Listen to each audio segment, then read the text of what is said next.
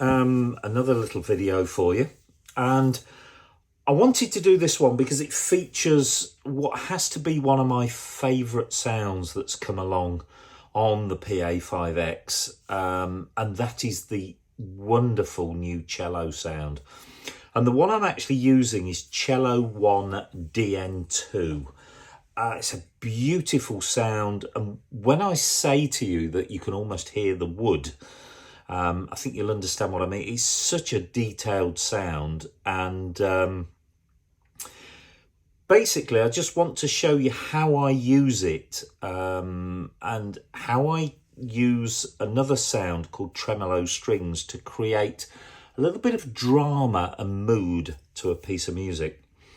So first of all, let's take our cello, and I just want to show you how, for this particular piece, which is like a slow haunting piece of music, I've set it up. If we go into our mixer, and we'll go into our expanded mixer, let's have a look at the master effects that I've used. I've used, as my first master effect, Reverb Hall, and I've put the wet and dry setting to just over 30. But when you look at the Master Effects Send tab, you'll see that, let's go back onto pads and keyboard there. I've put 63, so I've almost half the amount there of reverb. So I've put quite a lot of reverb on because I'm trying to achieve this sort of haunting sound, so that when I take my hand off, I've got that lovely ambience to it.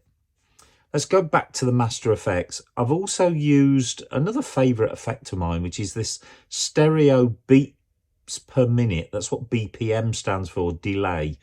I tend to use this because it basically syncs with the tempo of the rhythm, and all a delay does, it sort of bounces the sound off into the distance. And if I just sort of stab a note here,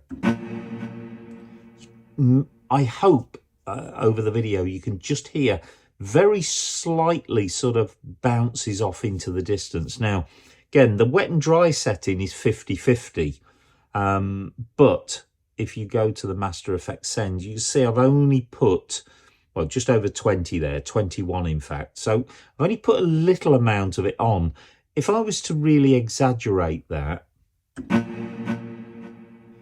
it's just too much. I don't want that amount of delay or bounce away of the sound. So let's take it right back to sort of 20. Yeah, it's there, but it's not obvious, but it's all part of it. I might even risk a little bit more reverb than that. Yeah, that's nice. I've got a nice ring. So we've gone 69 and 21 there. So that's the effects. Now, I'm using this as a solo voice.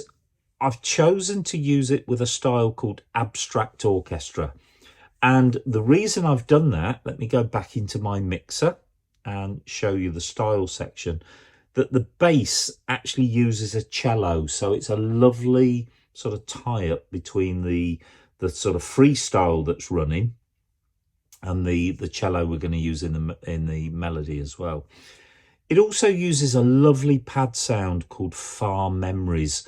It's vocal-like, it's string-like, but it's neither of them exactly. It is a pad sound, so it's quite an ethereal sound. So that style works well with this. Now, I said about adding some drama into a piece of music. Tremolo Strings is not the voice that we use all the time, but I use it quite a lot as a lower voice. I'm actually going to switch it on.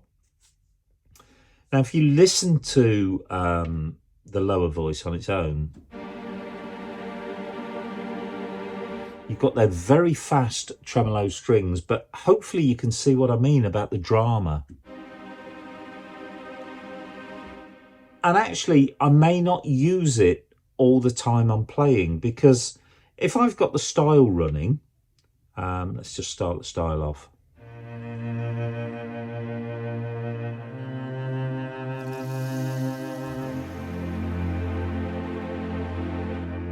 So just by striking that left hand a little bit harder, I'm getting the effect of those tremolo strings. So actually, I'm in control.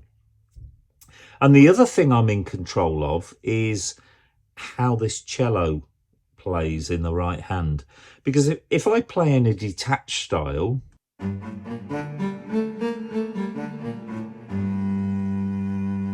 obviously I can hear each individual note. But if I was to play in a legato style, particularly where there's a good distance in between notes, have a listen. You get that lovely slide, and that is where the cellist actually slides their finger up the fret to get from one note smoothly to the next note. And it's down to the way you play. You need a reasonable distance in between the notes.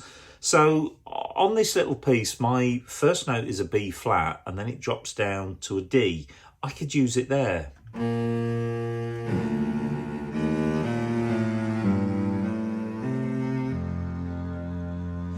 You won't hear it too much where you've got just a small distance in between the notes, but an octave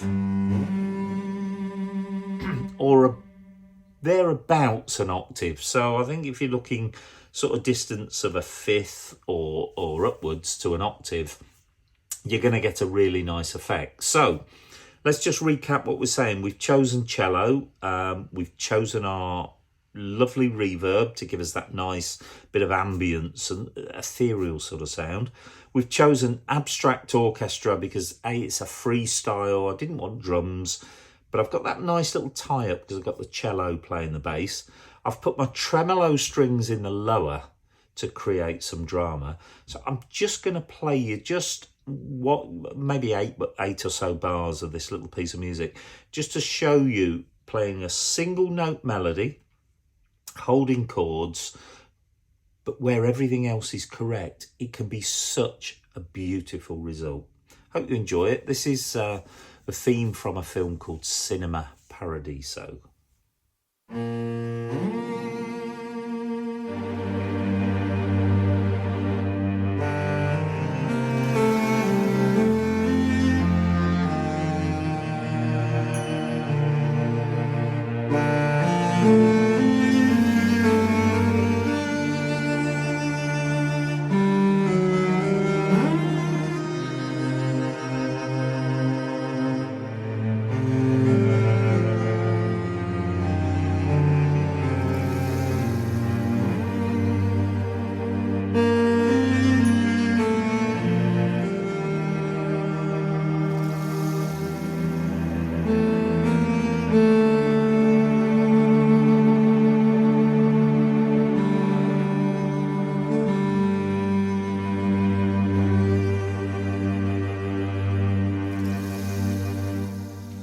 There you go. I hope that's shown you that played in a very simple way, single note chords, but with all the other ingredients correct, you can make some beautiful sounds. Thanks for watching.